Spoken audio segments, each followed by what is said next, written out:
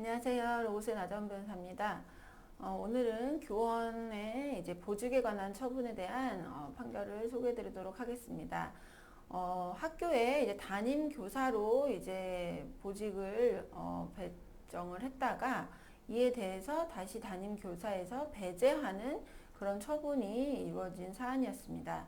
이 사안에 대해서 이제 담임 교사 그 보직에서 배제된 원고가 이제 이에 대한 소를 제기를 하게 되었는데, 사실 이제 뭐랄까 사회적인 그런 뭐 중요성이 큰 사안이라고까지 보기는 조금 어렵지만, 뭐 그리고 또 그 개인을 기준으로 볼 때도 뭐 해임이나 뭐 정직 이런 이제 막 징계 처분에 대한 내용은 아니기 때문에, 사실 이런 것까지 소를 했네, 약간 이런 이제 조금 특이한 사안이라고 볼 수는 있어요. 그런데 이제 아무튼 이제 소가 제기되었던 사안입니다.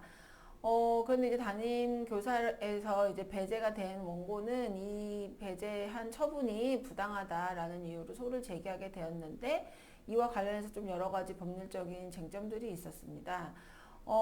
먼저 이제 이분은 원래 이제 교원의 신분상에 관련된 불이익한 처분이 되는 그런 행정처분에 대해서는 이제 우리가 교원지에 대한 특별법이 규정이 되어 있어서 교원 소청을 먼저 거쳐야 됩니다. 그래서 소청을 통해서 이제 먼저 전심 절차를 거친 후에 그 후에 이제 소송을 제기할 수가 있습니다.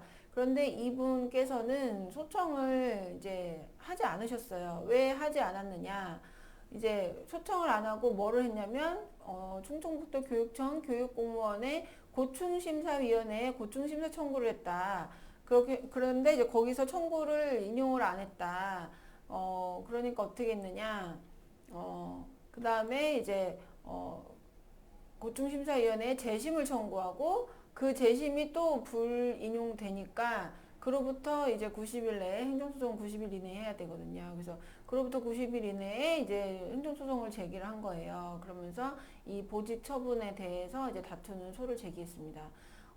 근데 이제 이렇게 했던 이유가 있는 것이, 고충심사를 청구한 까닭은 무엇이냐? 교원 소청 심사위원회에다가 문의를 했는데 이 사건 처분이 교원 소청 심사 청구 대상이 아니다, 이렇게 안내를 받은 겁니다. 그래서 그렇게 안내를 하니까 그럼 이거는 소청을 하는 게 아니구나. 그래서 그럼 어디다 해야 될까? 이래서 이제 고충심사위원회에다가 고충심사 청구를 한 거예요. 신청을 한 거예요.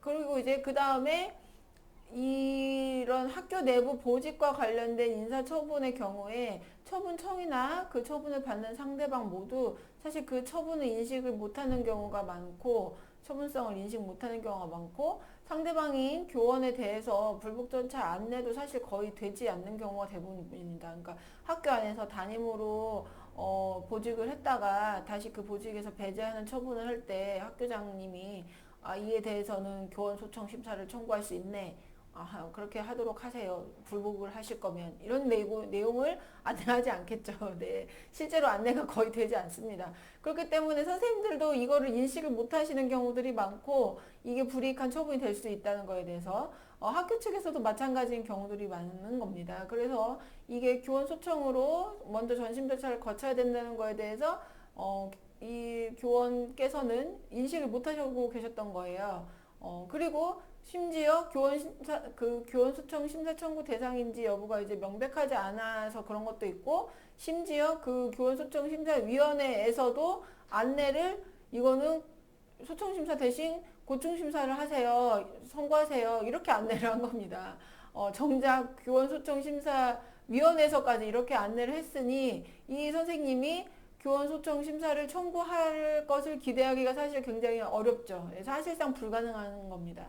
그렇기 때문에 이분이 전심 절차로 교원 소청을 거치지 않은 것에 대해서 본인의 규칙 사유가 있다고 보기 어렵다. 그래서 이에 대해서 이제 소의 적법 여부를 다투는 이제 피고 측에서 이제 이에 대해서 다퉜을 건데, 법원에서는 이 사람의 규칙 사유가 아니다, 원고 규칙 사유가 아니다, 이것은 이제 그렇게 판단을 해서 소의 적법 요건에 대해서는 이제 전심 절차를 거치진 않았으나 이것이 부적법하다고 보기 어렵다. 그리고 실제 고충심사 제도가 본질상 교원소통심사 제도하고 또 비슷하다. 그렇기 때문에 이거는 한 걸로 봐줘야 된다, 라는 식으로 이제 법원에서 판단을 했습니다. 그래서 일단 적법 요건은 통과를 했어요. 그래서 적법 요건 통과했는데 문제는 무엇이냐? 이 사건에 소의 이익이 있는지. 왜냐면 이 보직 처분이 무효 확인을 이제 구하는 것이기 때문인데요. 소의 이익은 당시 이 소가 끝나기 전까지 소의 이익이 있어야 됩니다. 그런데 이 사건 처분이 이 소가 제기될 당시 2012학년도에 교원 보직에 대한 그런 처분인데 판결 날 때는 이미 2012학년도가 지났습니다. 보통 소를 제기하면 지납니다. 네, 많이 오래 걸려요, 판결이. 그렇기 때문에 이미 이게 처분의 효력이 종결이 됐기 때문에 2012학년도 지났으니까, 예. 그래서 현재의 권리나 또는 법률상 지위에 영향을 미치고 있다고 보기가 어렵다, 이 사건 처분이. 네, 그래서 이게 이제 소의 이익이 없다는 근거가 됩니다. 그래서 거기다 이제 원고가 또 뭐라고 주장했느냐. 담임 교사로 공부하면 평정시 가산점도 부여되고 수당도 지급된다.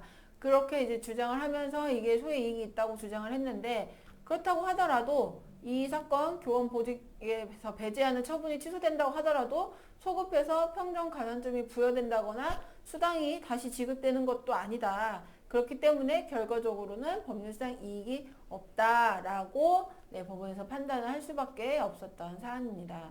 네, 사실 조금 억울하시다고 생각하실 수도 있겠는데, 네, 뭐 약간 어쩔 수 없는 네, 그런 상황이긴 합니다.